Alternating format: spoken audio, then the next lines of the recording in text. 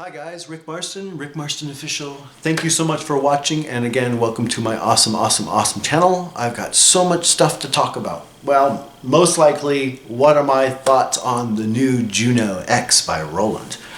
Well, I have the System-8 you see in the background, and I have already owned the Jupiter XM, which is the new Zen-Core engine. So I kind of learned the new step up, supposedly, from the ACB to the Zen-Core. And my personal opinion on it was too bright. The Zen-Core is what I'm talking about right now.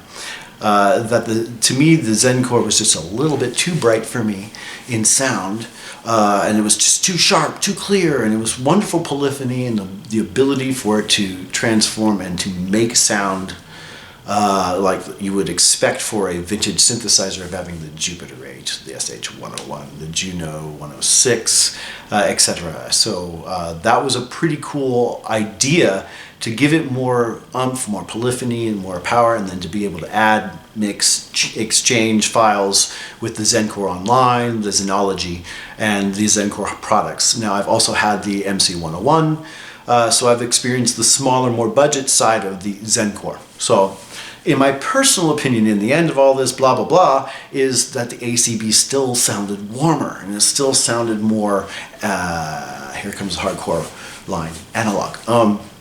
Some people are still just absolutely devastating the new Roland products right now, that I'm reading so much comments online saying it's just a VST in a box, it's plastic, blah blah blah blah blah blah. I do like the new look of the JUNO-X. It looks just like a 106 with the effects on the side and the ARP added and a few bunch of other things added, but still it looks like one. Just like the Jupiter X, it looks like a Jupiter 8. I've had one of those. Beautiful one. Miss that with all my heart and soul. Wish I never got rid of it. So anyways, long story short, the ACB to me was still preferable. So I got rid of the Jupiter XM and decided not to buy the Jupiter X because I felt in the end the ACB sounded warmer. It felt like more like what they were trying to strive for. So I let go of that. Now seeing that the JUNO-X is out, it offers the JUNO-106, it offers the JUNO-60, it offers the XV5080, it offers the RD series pianos, which is really good. Then of course it has user banks, and of course the awesome new sound, which I do actually like, is the JUNO-X engine. So we, of course, with the System-8, it has its own engine too inside of it, and it sounds like an awesome, super buff JP8000. So in a nutshell, seeing that this new synth has come out, I was kind of, I was wondering what the price of the new JUNO-X is going to be, and went online and saw it, and I was about, nah. I do think that it should be more in the price range for people in the $14.99 range. And I've already made a few comments on Roland Sites, Craft, and a few others that I feel that if Roland is monitoring some of this, we might want to do some sort of thing during the summer and do a blast where we knock it down a bit. Because we know inflation is going, we know the prices of parts, we know what's going on with moving and shipping these things to the United States of America. So we are adding these things on. Maybe that is why it's not $14.99. It still has the IARP. It's a 5-part IARP, which is 4 parts synth, whatever, and then the 5th part is rhythm. So you do have that capability, and there is the ability to do like TR track sequencing. So that is pretty freaking cool. That's the pluses of the JUNO-X. It looks like a JUNO-106, and it has the Chorus 3 capabilities, which is a stronger, more modern type of sound instead of 1 and 2 from the classic vintage JUNO-60 and JUNO-106. It's a hybrid blend. It's something beautiful. It's something maybe they're saying new.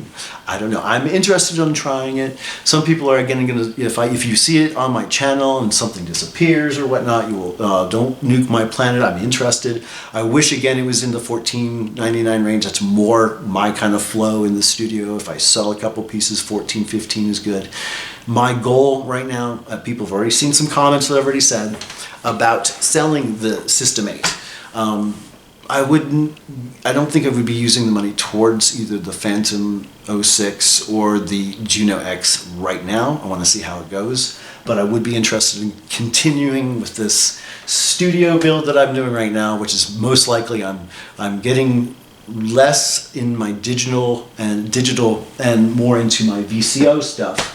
I'm more into the VCO sound of analog and trying to get more and more and more of that. I've got a monologue and a second monologue, so when we play them together, it's a phenomenal thing. Why don't you just buy a Minilog XD or a Prologue? Well, I like playing the two monos together. In the old days, a lot of old rockers used to have like two ARPs or two Moogs together, and they go, ooh, and they'd be able to play two solos together instead of having to worry about, it's cool to have two monos together. Just remember that. Try it if you can, of the same synthesizer. I'm trying to get this thing going. I love to get two of the same synths. One of the coolest keyboardists that I was really influenced, besides Nick Rhodes and all of Depeche Mode and all of Kraftwerk and all of Devo and everybody else like that, is Greg Hawkes of The Cars. I love you, Greg. You were the bomb, dude. He had two Jupiter 8s side by side for many a show, many a tour, and just to think of having two synths it's not at all just bloated out of or exploded out of control. Oh, that's not showing off. In my opinion, it's being smart in a way. If you have the money, you have the talent, can do it and apply it. Having two of the same synths, like I'd love to have, if I sell this, the System-8, I like to get a Prologue 16 so I can get 16 VCO and have two of those down the line to be able to stack together. So something like that. I love the two monologues together. They're great. I cannot, any two mono synths together, if you can get them, to slide together like two ARPs. I've done a video, if you haven't seen already, of two ARP Odysseys together, the two Baringas. That's really cool. Try it. It's really fun. Like a friend of mine, Eric, who sold me the new Typhon. Let's take a look at that. You guys have already seen some videos. If you're not, please do check this out. The Typhon is a phenomenal synth. It is a phenomenal VCO. Excuse me, dusty boots. It's got a special, lovely, customized standing. It's highly recommended. If you like a VCO mono, the Monologue or the Typhon by Dreadbox is phenomenal. I highly recommend it. I cannot, on the God, it is the bomb, so it's phenomenal. The new ARP, Korg ARP 2600M has come out. I am very interested in that too. That is in a budget range. If I sell a couple pieces, I can actually get it. So if you can help me sell this beautiful System-8, I might even, I'd be tempted to buy that. I'd sell the Behringer and my JD-08 and the System-8 and just buy that. Because, if they're still available and I can get them, I'd love to get one of those, the 2600Ms. Those are beautiful and they sound good. But I still absolutely love the hell out of my 2600 by Behringer. Just phenomenal. It works well. It hasn't conked out of me or have any issues or tuning issues yet. It's really, really fun to play. Again, this is another thing that I absolutely adore. If you haven't seen this on my videos yet that I've been doing the JD-08. This keyboard is phenomenal. If you haven't been able to pre-order it, try to pre-order it through Sweetwater or Kraft or whoever that you do business with. That is a phenomenal choice in the studio line. And I did, turning around this way, pick up the Juno DS76 key. Now that is an excellent controller. I've been using it also to controlling some of my mono synths in video demos, so please check out those videos if you haven't already. Rick, where's your Meteorite? I do have a Meteorite. I'm a little Sikhote-Alin from Russia. I can't really talk about that right now, but these are going to become very rare. I wonder why, for a good reason. This is one of my favorite new little pieces I got from Woodland Park, the rock shop at the very top of Woodland Park, Colorado. A very, very nice specimen. Really good energies. I've had really good luck just playing around with that little guy. Awesome iron meteorite that fell in Russia in 36, I believe. 1936. Anyways, love you guys. I'm going to be doing a lot of demos. Oh yeah, I still have my Juno, my Alpha Juno. So I do have a classic DCO analog based synth. And of course the PS60.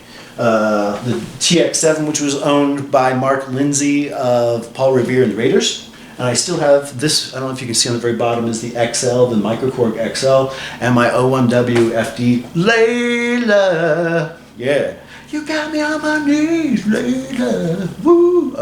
Oh, sorry, that's Layla. She's my babe. She's one of the first workstations that I've ever had back in the 90s. Bought in 94 in cash, $3,200. But I believe it's the same model that I bought back, and then I was able to find somebody in Jacksonville, Florida before I moved to Colorado.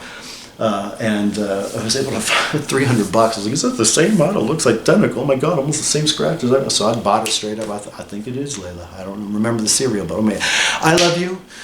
So that's my thoughts on the JUNO-X. It's interesting. Price is a little steep. Should be $14.99 Roland. And please make the successor, if you to the Juno DS, like somebody has commented to. I totally, thoroughly agree. I like the Juno DS. If you guys can, I don't know. It's got so many cool things and features on it. If you guys can do another budget version of it, like the Jupiter DS, that would be cool. I still would love to see a Jupiter 6 boutique. The JP06 would be cool, Roland. That would be awesome. But again, I'm right now trying to go straight towards analog in the physical world and digital in the computer world. So a lot of I'm obviously keeping this, don't know about that. I mean, I'll have to go through some stuff and think about what I'm going to move, but most of my digital stuff is going to be moving. So look on my eBay, OnyxRik is my handle. I will be moving a lot of my digital stuff and adding more VCOs. So Roland, I know you don't do analog very much, but the minimum thing that would be so cool is, and you guys totally kicked it. You did a great job with the JDXA. The 4-voice analog was awesome. People loved it. People loved my videos that I did for the JDXA.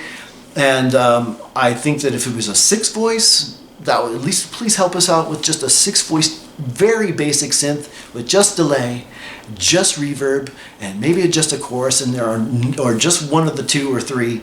A 6-voice, 6-to-1 key keyboard with sliders up the Klugu, you know what I'm saying, and a couple of buttons here and there, and a bunch, and memory. Just make a Juno 106 again. You know, it's 6-voice, DCO. We wouldn't complain if it was digital based, runs through analog filters, whatever. Just show us that you do care again about the about the analog thing, and they would just kick ass, because people would buy so many of them. I'd own one, they'd own one, he'd own one, my cats would probably own one too.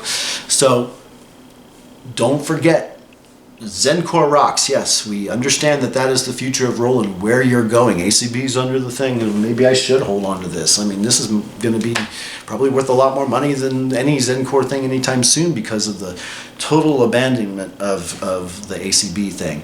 But try to get in there. A $14.99 competitor to Sequential's Take 5. Do a 6-voice VCO based SH something. It would be the shiznit. We love it. We appreciate you. I appreciate you guys so much, and I appreciate every single subscriber that has shown up. You know, I really appreciate you guys. I love you, and I really, really appreciate you watching anything that I do. And I promise I'm not trying to ask for anything other than your love and your respect and your friendship. So God bless you, and I hope everything is going okay with you. I really do. I love you. Peace and respect. Have a good one, and I'll see you soon. Bye.